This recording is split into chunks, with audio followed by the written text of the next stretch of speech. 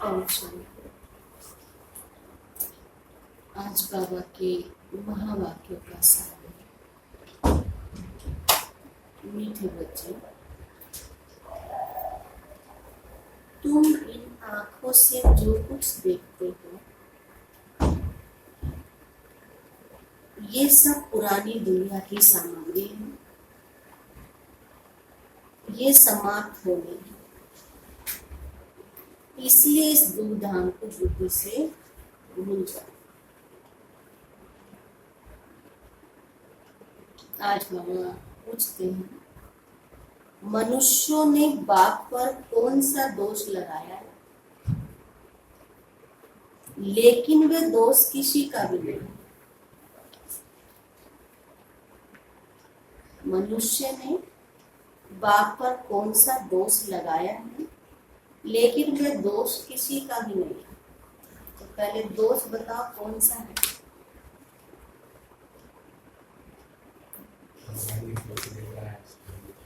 अच्छा, दोष सुख देता है और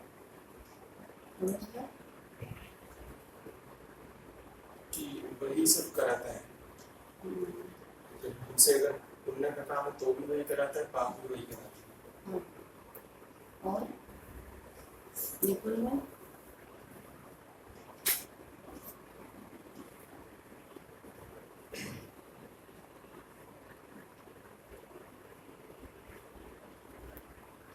हाँ बोलो।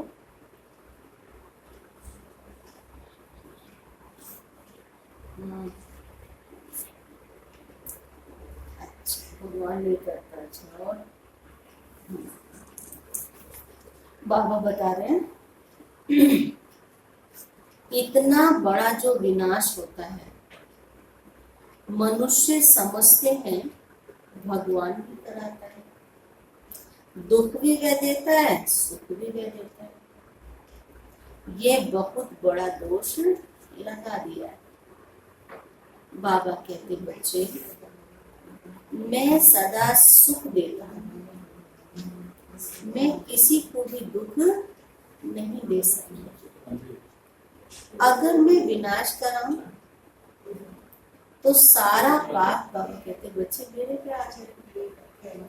वह तो सब ड्रामा अनुसार होता है, मैं नहीं कराता हूँ।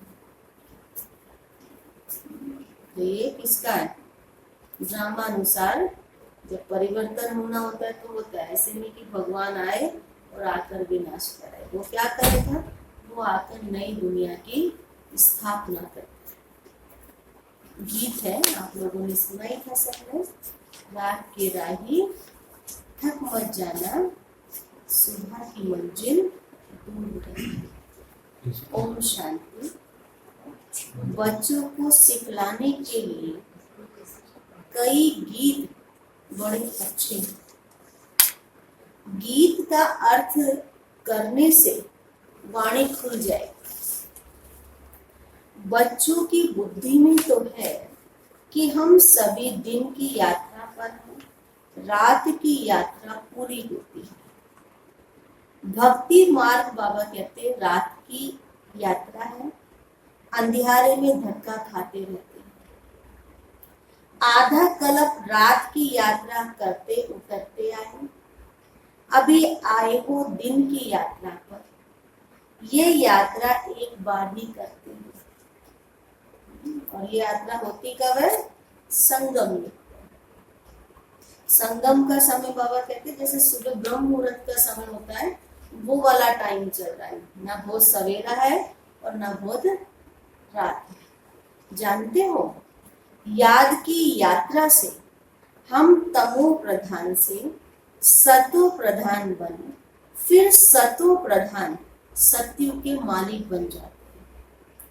सतो प्रधान बनने से सत्युग के मालिक और तमो प्रधान बनने से कलयुग के मालिक बनते हैं। उनको कहा ही जाता है स्वर्ग, इसको कहा ही जाता है नरक। अब तुम बच्चों को बाप को याद करते हो, बाप से सुख मिलता है। और जो कुछ बोल नहीं सकते वह सिर्फ ये याद रखें, कुछ भी नहीं बोल सकते, उनके लिए बाबा ने आज कहा, याद रखें, शांति धाम है हम आत्माओं का घर, और सुख धाम है स्वर्ग की बादशाही, और अभी ये दुख धाम रावण का राज्य। 3 बातें याद रखें। पहला बाबा ने बताया शांति धाम आत्माओं का घर, दूसरा सुख धाम स्वर्ग की बादशाही, और अभी दुख धाम है रावण का राज्य। अब बाप कहते हैं इस दुख धाम को भूल जाओ। अब इन तीनों में से कौन सी चीज भूलनी है, ये अटेंशन रखना, ध्यान रखना कि भूलना क्या है। बाबा कहते दुख धाम रावण का राज्य भूल जाओ। भले यहाँ रहते हो, परंतु बुद्धि में ये रहे कि इन आंखों से जो कुछ देखते हैं वह सब रावण का राज्य है, और रावण के राज्य में जितनी चीजें हैं वो दुख देने वाली है। तो दुख देने वाली चीज को भूलना इजी होता है। तो इन शरीरों को देखते हैं, यह भी पुरानी दुनिया की सामग्री है। ये सारी सामग्री क्या करो, जो सबने इकट्ठी की हुई है ना दुख देने वाली, इस यज्ञ में सुबह होनी है।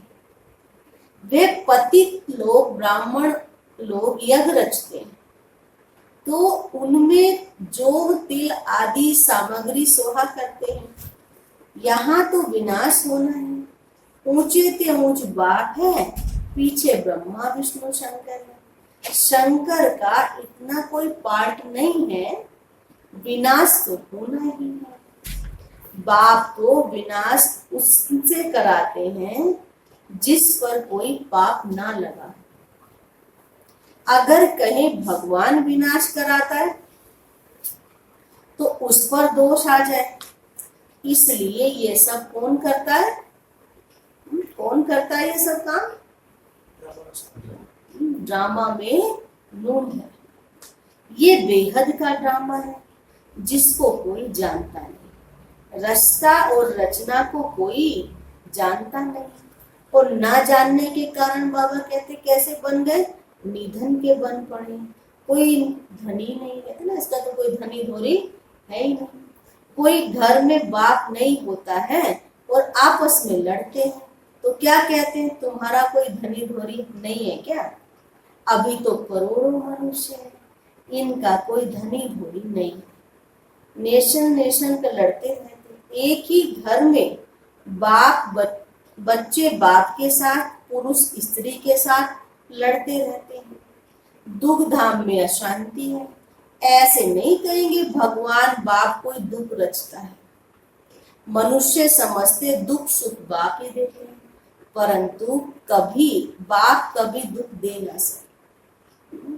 हम अपने लौकिक फादर होते हुए अपने बच्चों को दुख नहीं दे सकते, वो तो पारलौकिक बाप है, तो कैसे अपने बच्चों को दुख देगा? तो बाबा कहते बाबा तो कभी किसी को दुख दे ही नहीं सकता, उसको कहा ही जाता है। बाबा किसी को दुख नहीं देता, इसीलिए उसको क्या कहा जाता है? सुख का दाता। तो फिर दुख कैसे देगा? बाप तो कहते हैं हम तो तुमको बहुत सुखी बनाता हूँ। एक तो अपने को आत्मा समझो, सुखी बनने की बाबा सीक्रेट बता रहा है कैसे सुखी बन सकते हो। एक तो अपने को आत्मा समझना है। आत्मा भी कैसी है? अविनाशी है, और शरीर विनाशी है। और हम आत्माओं के रहने का स्थान कहाँ है? बाबा कहते हैं नीचे रहोगे तो दुख होगा, ऊपर बैठ जाओ बाबा के पास चले जाओ तो दुख होगा ही नहीं। और ऊपर वाली चीज हमेशा कैसी होती है? हल्की होती है, लाइट होती है। इसीलिए जब भी बोझ महसूस हो, नीचे छोड़ के कहाँ चले जाओ? बाबा के पास चले जाओ। बोझ भी किसे दे दो? उसे ही दे दो, जिसको शांति धाम भी कहा जाता है। ये एक अक्षर ठीक है। स्वर्ग को परम धाम कह सकते हैं? नहीं कह सकते। बहनों बोलो, स्वर्ग को परम धाम कह सकते हैं? कोई भी एक जना बोलो। नहीं कह सकते। क्यों?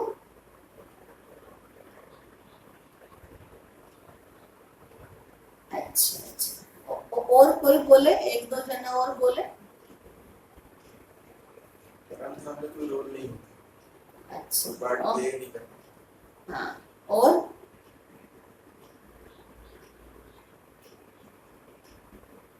अच्छा, बाबा कहते अच्छा तो स्वर्ग नहीं है वो। अच्छा अच्छा, मैंने ये नहीं पूछा कौन रहता, स्वर्ग कहेंगे कि नहीं कहेंगे।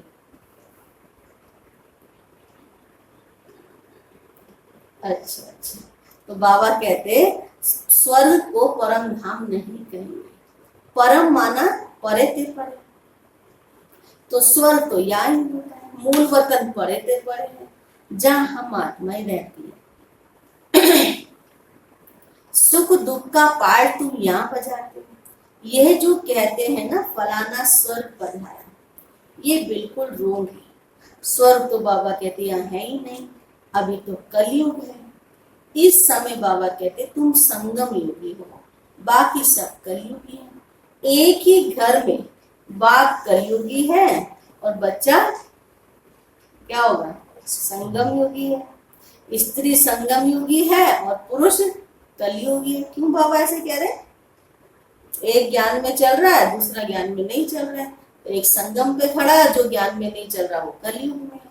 बाबा कह रहे कितना फर्क हो जाता है। स्त्री ज्ञान लेती, पुरुष ज्ञान नहीं लेता, तो एक दो को साथ भी नहीं देते, और साथ साथ फिर क्या होगा, घर में खिटखिट हो जाती है। स्त्री फूल बन जाती है और वह कांटे का कांटा रह जाता है। एक ही घर में बच्चा जानता है हम संगम युग पुरुषोत्तम देवता बन रहे हैं, लेकिन बाप कहता शादी बर्बादी का नरकवासी बन जाओ। अब रूहानी बाप कहता बच्चे पवित्र बनो। तो किसकी बात माननी चाहिए? लौकिक बाप जो शादी करा के नरकवासी बना रहा है, या रूहानी बाप जो कह रहा है बच्चे पवित्र बनो, किसकी बात माननी चाहिए?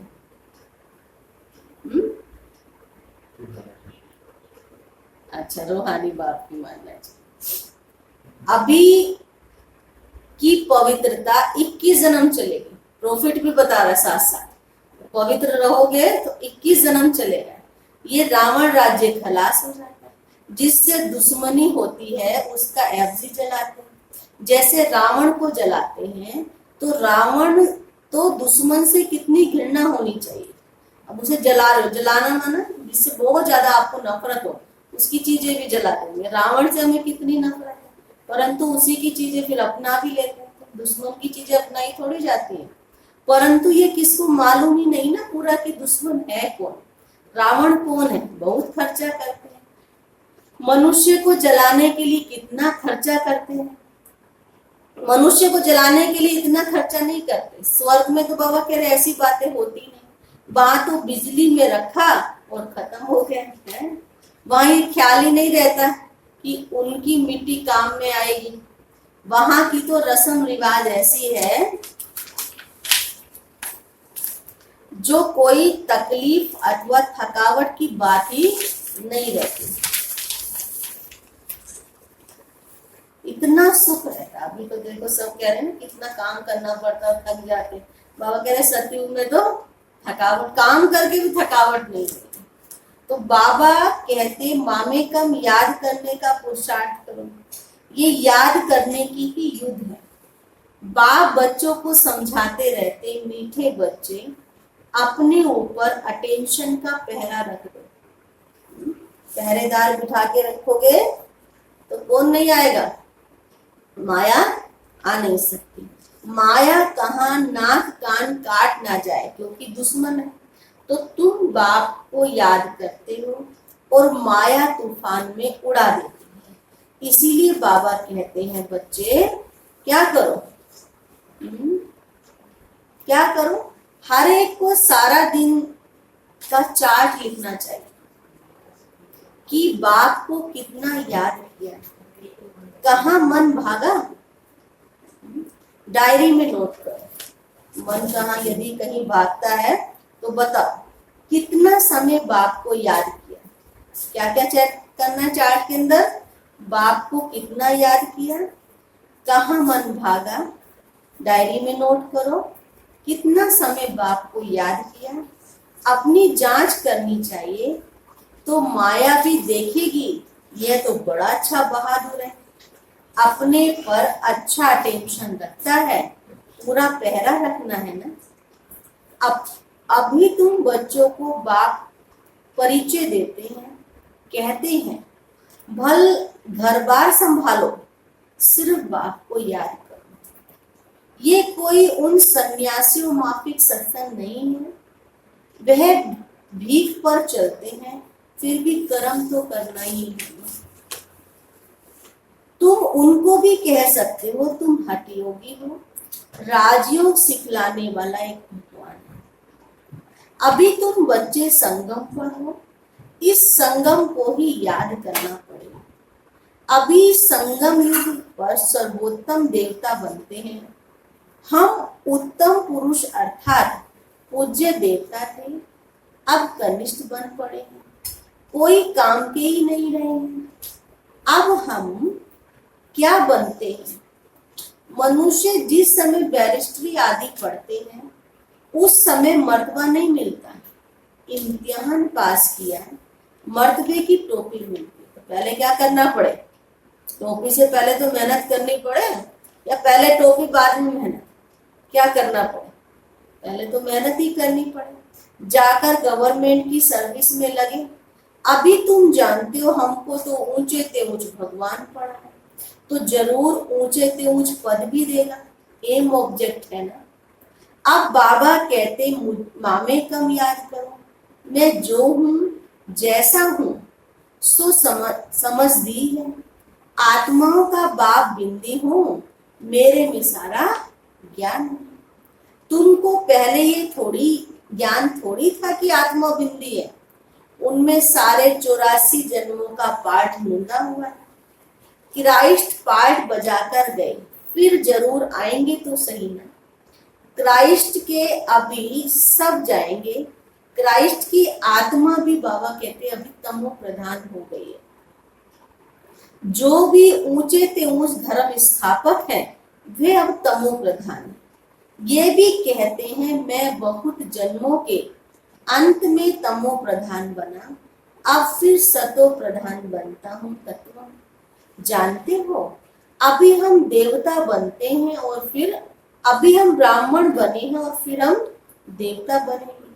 विराट रूप के चित्र का अर्थ कोई नहीं जानता है। अभी तुम बच्चे जानते हो आत्मा स्वीट होम में रहती है तो पवित्र है, यहाँ आने से पतित बनती है। तब कहते हैं हे पतित पावन, आकर हमको पावन बनाओ।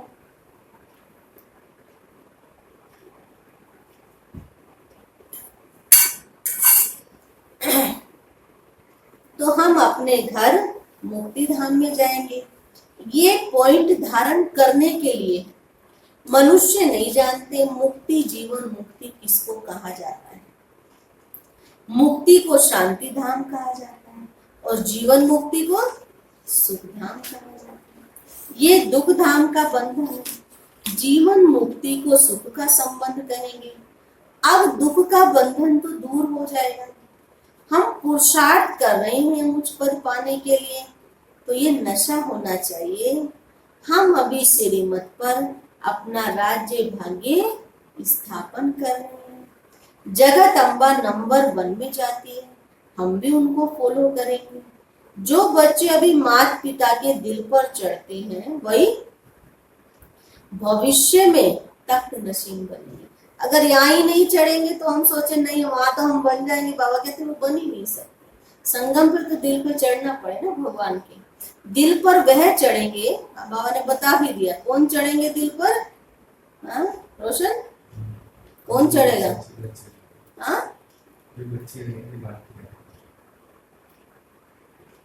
आवाज नहीं आई। जो बाबा को याद रखेंगे। अच्छा, और दिल पर कौन चढ़ेगा? नीरज? और कौन चढ़ेगा दिल पर? अच्छा, उमेश? जो और को आसमान बनाने की सेवा में बिजी है। बाबा कहते दिल पर वही चढ़ेगा जो दिन रात सर्विस में बिजी रहेगा। सबको पैगाम देना है, बाप को याद करो। पैसा कौड़ी कुछ भी लेने का नहीं है।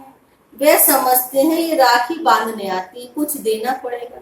बोलो हमको कुछ नहीं चाहिए, सिर्फ क्या चाहिए? 5 विकार दान में दे दो। ये दान देने के लिए ये दान लेने के लिए हम आए हैं, इसलिए पवित्रता की राखी बांधते हैं। बाप को याद करो, पवित्र बनो तो देवता बन जाएंगे। बाकी हम पैसा आदि कुछ भी नहीं ले सकते। हम वह ब्राह्मण नहीं है, सिर्फ 5 विकारों का दान दो तो तुम्हें ही फायदा, ग्रहण छूट जाएगा। अभी बाबा कह रहे कोई कला रही नहीं, सब पर ग्रहण लगा हुआ है। तुम ब्राह्मण हो ना, जहां भी जाओ बोलो दे दान तो छूटे ग्रहण। पवित्र बनो, विकारों में कभी नहीं जाना। बाप को याद करेंगे तो विक्रम विनाश होंगे और फूल बन जाएंगे। तुम ही फूल थे, कांटा बन गए। 84 जन्म लेते लेते गिरते आए, अब फिर वापस जाना। बाप ने डायरेक्शन दिया है, किनके द्वारा है? किसके द्वारा डायरेक्शन दिया है? इनके द्वारा। वे ऊंचे थे ऊंच भगवान है, उसको शरीर नहीं है। अच्छा, ब्रह्मा विष्णु शंकर को शरीर है? बाबा पूछते शरीर है? तुम कहेंगे हाँ, सूक्ष्म शरीर है, परंतु वह मनुष्य की तो सृष्टि नहीं है। खेल सारा बाबा कहते यहाँ का है। सूक्ष्म वतन में नाटक कैसे चलेगा? वैसे मूल वतन में भी सूर्य चांद नहीं है, तो वहां भी नाटक काहे का होगा? यह बहुत बड़ा मांडवा है, पुनर्जन्म भी यही होता है, सूक्ष्म वतन में नहीं होता। अभी तुम्हारी बुद्धि में सारा बेहद का खेल अभी पता पड़ा है। हम जो देवी देवता थे सो कैसे वाम मार्ग में आते हैं। वाम मार्ग विकारी मार्ग को कहा जाता है। आधा कल्प हम पवित्र थे, हमारा ही हार जीत का खेल था।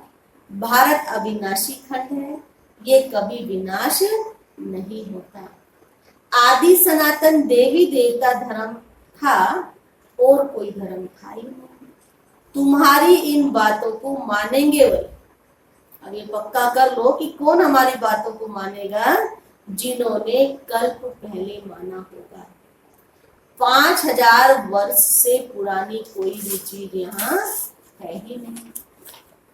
सतयुग में फिर तुम पहले जाकर अपने महल बनाएंगे। ऐसे नहीं कि सोने की द्वारिका कोई समुद्र के नीचे है, वह फिर निकल आएगी। दिखलाते हैं स्वर्ग से देवताएं रत्नों की थाली भरकर देते थे।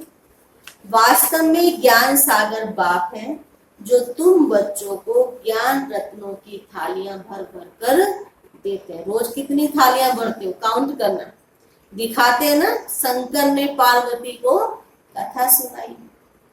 कैसे सुनाई? कहते हैं ना, जब शंकर जी पार्वती को कथा सुना रहे थे तो कथा सुनते सुनते सो गई। कभी किसने सुनी कथा? कबूतर ने बताओ। तो अभी देखो कोई मुरली सुनते सुनते सो तो नहीं रहा है, कि ममता दीदी देख तो रही नहीं है। एक दो झुटका ले लो, अपना ध्यान रखना है। कोई ऐसी पार्वती तो नहीं है जो कथा सुनते सुनते सो जाओ। ज्ञान रत्नों से झोली भरनी है। शंकर के लिए कहते हैं, अभी तो कहा कथा सुनाते, अभी क्या कह रहे हैं? शंकर के लिए भांग धतूरा पीता था, बताओ। फिर उसके आगे जाकर कहते झोली भर दो, हमको भी दान दे दो। तो देखो शंकर की भी कितनी ग्लानि कर दी। सबसे जास्ती ग्लानि बाबा कह रहे करते ही हमारी है। ये खेल है ना जो फिर होगा, इस नाटक को कोई नहीं जानता। मैं आकर आदि से अंत तक सारा राज समझाता हूँ। यह भी जानते हो ऊंचे थे ऊंच बाप, विष्णु सो ब्रह्मा, ब्रह्मा सो विष्णु कैसे बनता, ये कोई भी समझ ना सके। बाबा के बच्चे तो समझते, बाकी दुनिया में कोई समझ ना सके। अच्छा बाबा फिर पूछते, अभी तुम बच्चे पुरुषार्थ करते हो कि हम विष्णु कुल का बनेंगे, विष्णुपुरी का मालिक बनने के लिए ब्राह्मण बनते हो।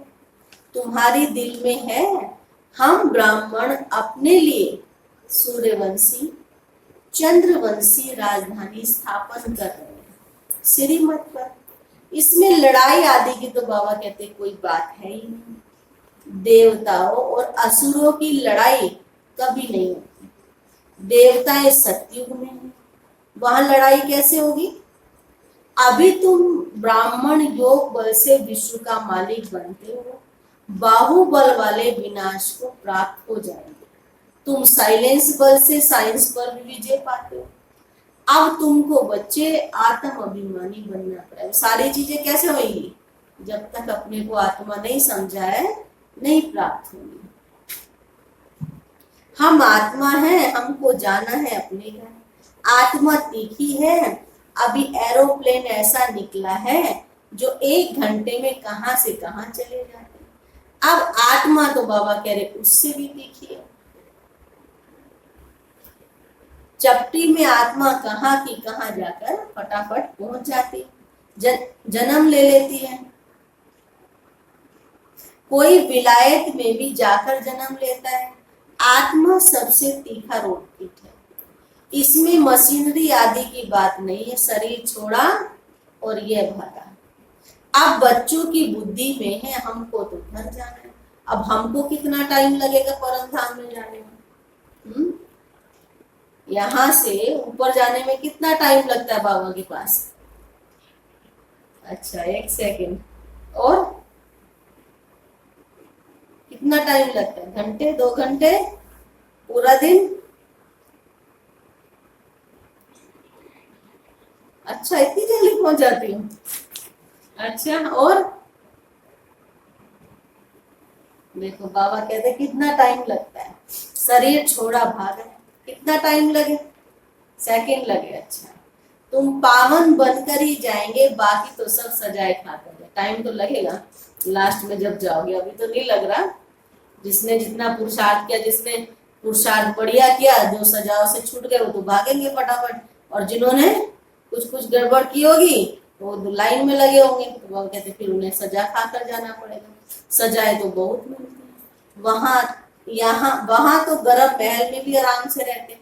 बच्चों ने साक्षात्कार किया कृष्ण का जन्म कैसे होता है। कोई गंध की बात ही नहीं होगी। एकदम जैसे रोशनी हो जाती है ना। दिखाते ना अंधियारी रात थी जब कृष्ण का जन्म हुआ। और अंधियारी रात में भी क्या हुआ? जेल के अंदर भी रोशनी हो गई। अब यही सोचना जब यहाँ कृष्ण का जन्म होगा तो अंधकार बिल्कुल ही दूर, रोशनी जैसे आ जाएगी। अभी तो तुम वैकुंठ का मालिक बनते हो। तो ऐसा पुरुषार्थ करना चाहिए। शुद्ध पवित्र खान पान भी होना चाहिए। दाल भात तो बाबा कह रहे सबसे अच्छा। दाल भात खाओ, ना प्रभु गुण गाओ। ऋषिकेश में सन्यासी एक खिड़की से लेकर ही चले जाते हैं। जो मिला फिर वही खाते। हाँ कोई कैसा होता है। तो दाल भात सबको पसंद है। कुछ मिले ना मिले, बाबा ने कहा और चीजों की तो बाबा ने गारंटी नहीं ली, लेकिन कहते हैं ना मेरे बच्चों को दाल रोटी तो जरूर मिलेगी। और वो सबको मिल भी रही है। अच्छा